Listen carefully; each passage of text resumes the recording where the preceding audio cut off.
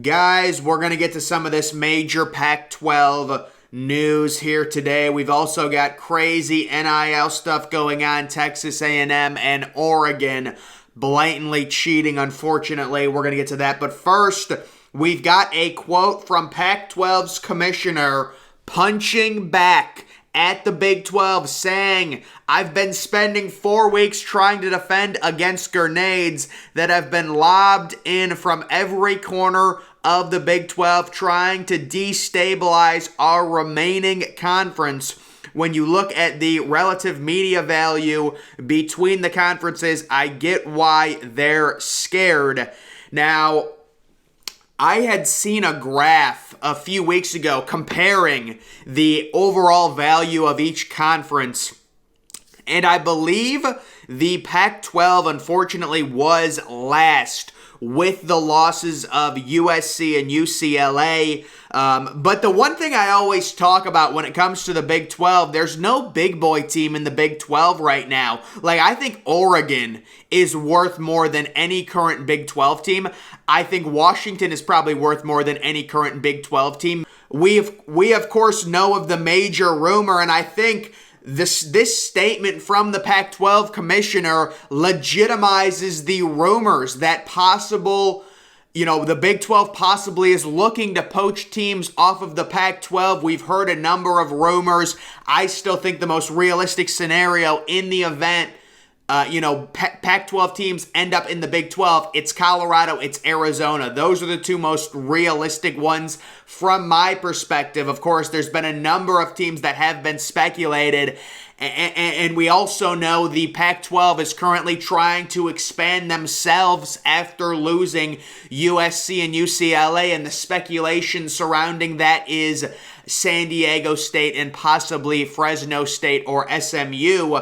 We've also got the Pac-12 commissioner firing shots at the Big 12, actively exploring expansion. The Big 12 is reportedly in deep discussions to add... See, I don't know how deep discussions they are at this point, honestly, but it says they're in deep discussions to add 6 teams from the Pac-12, expanding the playoff realignment with potential third super conference that falls in line with the SEC and the Big Ten's recent additions. We've also got this report coming off the heels of the news that SMU could be a team involved in expansion talks, and they're saying SMU might join the Big 12. I don't think I've heard that anywhere. But I've basically heard everything at this point, so who knows. Regarding the Big 12, SMU could use their Texas ties to join a league that already features Baylor, TCU, Texas Tech, and in the future, Houston. The Big 12 could also possibly land Oregon and Washington in the future if the Pac-12 struggles to stay together. And this is a report as well. According to a source, they would be stunned if Washington and Oregon went to the Big Ten as it stands currently. And Washington and Oregon's, apparently their only two options right now are either to stay in the Pac-12 or go to the Big 12. Both of those options, not great. If you're Washington and if you're Oregon, if you're talking about moving to a conference like the Big 12, which really doesn't impress anyone at this point. You know, they had their 2 best teams poached. They could get strength in numbers, and I guess it would get better if Washington and Oregon go to make it a 16-team conference or maybe even an 18-team conference. But either way, not good situation for Washington and Oregon. But of course, the key thing there is it says as it stands right now, meaning, you know, future college football, there is an expectation, there is a projection that the Big Ten goes to 20 teams, the SEC goes to 20 teams. In that event, you would have to consider both Washington and Oregon as possible schools to go to either the SEC or the Big Ten, which is why right now they don't want to tie themselves into any sort of agreement. The most likely scenario for Washington and Oregon, to me, they're going to stay put in the Pac-12. You're not going to go to the Big 12 if you think, even for a millisecond, you have an opportunity to get into one of the 2 super conferences. Folks, make no mistake about it. When we talk about 3 super conferences, we're talking about 3 massive leagues.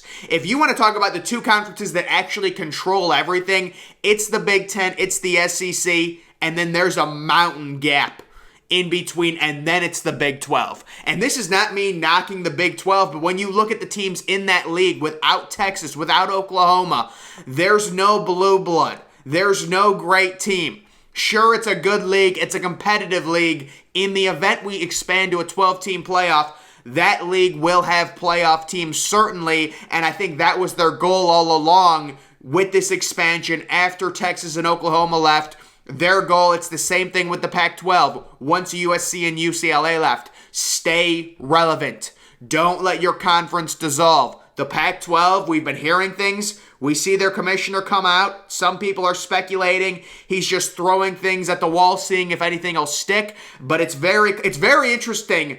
Their commissioner comes out and doesn't bash the Big Ten. When the Big Ten supposedly had an alliance with the Pac-12 and then poaches both of their teams, and apparently the Big Ten might get sued because they were the ones that initiated talks with UCLA about joining the Big Ten, but their commissioner isn't taking a single shot at the Big Ten. They're going at the Big 12. That tells me the Pac-12 is pissed at the Big 12 right now, and those rumors that the Big 12 is aggressively trying to expand, those rumors, at least to some degree, they are legitimate. Otherwise, why would he be saying what he's saying about, the Big 12 trying to destabilize our remaining conference? Those are strong words as the Pac-12 tries to stay together.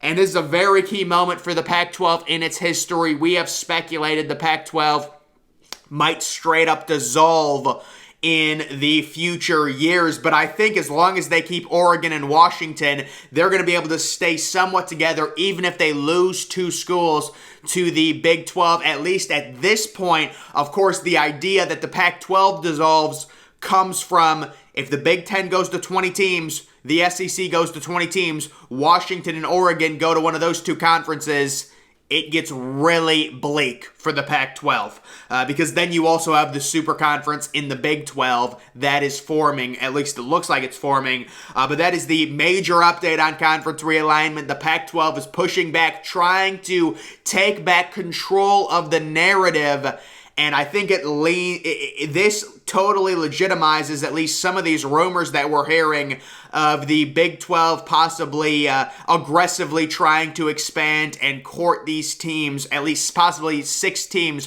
from the Pac-12 to join its conference. We've also got, here's a doozy, guys. Malachi Nelson. I don't know if a lot of people are familiar. The number 2 overall recruit in the class of 2023, quarterback 5-star, who's been committed to USC since, actually, Malachi Nelson was originally committed to Oklahoma when Lincoln Riley was at Oklahoma. Lincoln Riley goes to USC. Malachi Nelson follows him to USC. Now Malachi Nelson wants to visit Texas A&M right after his buddy, 5-star receiver Zach Branch, visited A&M. Now, I'm guessing what happened here, Zach Branch, by the way, guys, is another superstar receiver who's currently committed to USC, but he visits A&M, and I'm guessing Zach Branch told Malachi Nelson, hey, dude, they literally offered me like $5 million. You might want to visit. This stuff is just so ridiculous. My one theory, and I hope this is true, I know it's not true, but it'd be hilarious. The NCAA uses Malachi Nelson as an informant. And like you tell Malachi Nelson, go to Texas A&M, act like you're interested, oh yeah, and you just know, like a rat with cheese, those boosters are going to throw Malachi Nelson like a 15. I mean, Malachi Nelson is the number 2 player in the nation. Texas A&M is desperate for a superstar quarterback. You know those Texas A&M boosters will throw Malachi Nelson a $15 million offer.